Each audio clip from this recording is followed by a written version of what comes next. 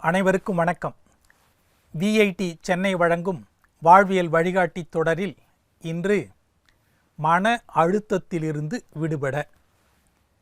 நண்பர்களே, இன்றைய வாழ்க்கை முறையின் காரணமாக உருவான புதியதொரு நோய் மன அழுத்தம் அல்லது மன இறுக்கம்.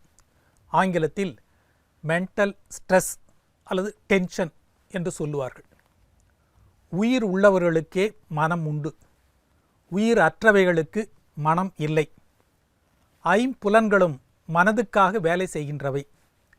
உடம்புக்கும் மனதுக்கும் தொடர்பு இருப்பதால் தான் உடம்பின் களைப்பை, வலியை மனது உணர்கிறது. உடலும் மனமும் சீராக இருந்தால்தான் வாழ்வு மகிழ்ச்சி நிறைந்ததாக இருக்கும். மன அழுத்தம் என்பது என்ன?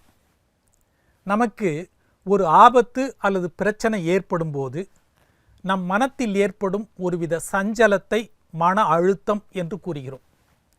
மனம் அழுத்தமின்றி லேசாக இருப்பதை மன மகிழ்ச்சி என்று கூறுகிறோம். சரி, மன அழுத்தம் நல்லதா கெட்டதா? மன அழுத்தம் எல்லை மீறாத வரையில் ஆபத்து இல்லை.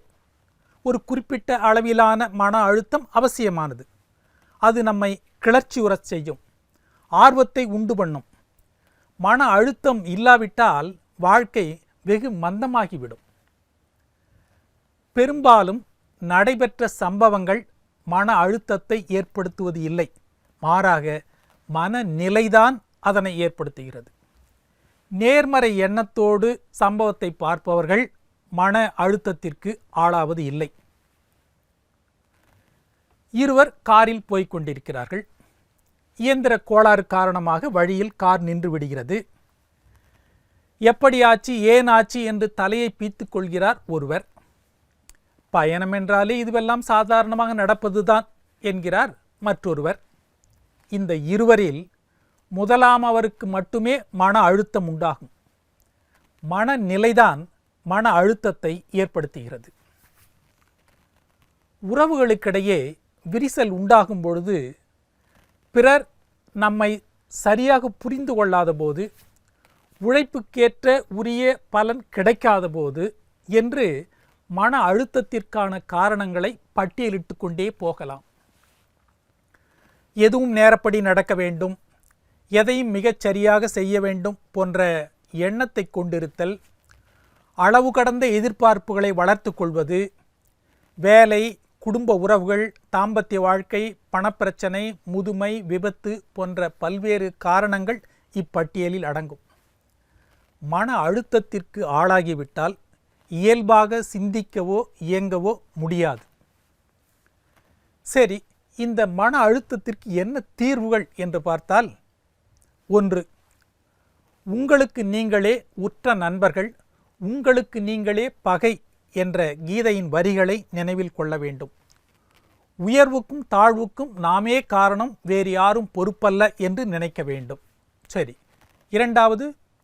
எதிர்மறையான எண்ணங்களை விட்டொழித்து நேர்மறையான எண்ணங்களை கொள்ள வேண்டும். 3. அமைதியான முறையில் பிரச்சனைகளை எதிர்கொள்ள கற்றுக்கொள்ள வேண்டும். அடுத்தவர்கள் குறைகளை பற்றி பேசுவதற்கு முன்பாக நம் குறைகளை கொஞ்சம் சிந்தித்து பார்க்க வேண்டும். அதற்கடுத்து வாழ்க்கையை உள்ளவாறு ஏற்றுக்கொள்ள வேண்டும். இன்று சந்திக்கிறவர்களுடன் இனிமையாக பழகுவோம் என்ற முடிவோடு அன்றைய நாளை நாம் துவக்க வேண்டும். குறையில்லாதவர் யார், தவறு செய்யாதவர் யார் என்ற எண்ணத்தில் அனுசரித்து செல்ல வேண்டும். சரி, இறப்பு போன்ற சந்தித்தே தீர வேண்டியதிலிருந்து விலக முடியாது. எனவே நம் எல்லைக்கு அப்பாற்பட்டு நடந்தவைகளுக்காக வருத்தப்படலாம், அதையே சதா எண்ணிக்கொண்டிருத்தல் என்பது கூடாது. நிறைவாக சொல்ல வேண்டுமானால், வாழ்க்கையில் உயர்வும் தாழ்வும் இயல்பானது. இது வாழ்வின் நியதி. நாம் எதையும் சந்திக்க தயாராக இருக்க வேண்டும். மன அழுத்தத்தால் ஏற்படும் பாதிப்புகளை உணர்ந்து அதற்கான காரணங்களை கண்டறிந்து செயல்படுவதுதான் மன அழுத்தத்திலிருந்து நம்மை பாதுகாத்து கொள்ளும் சிறந்த வழியாகும். மீண்டும் நாளை சந்திப்போம்.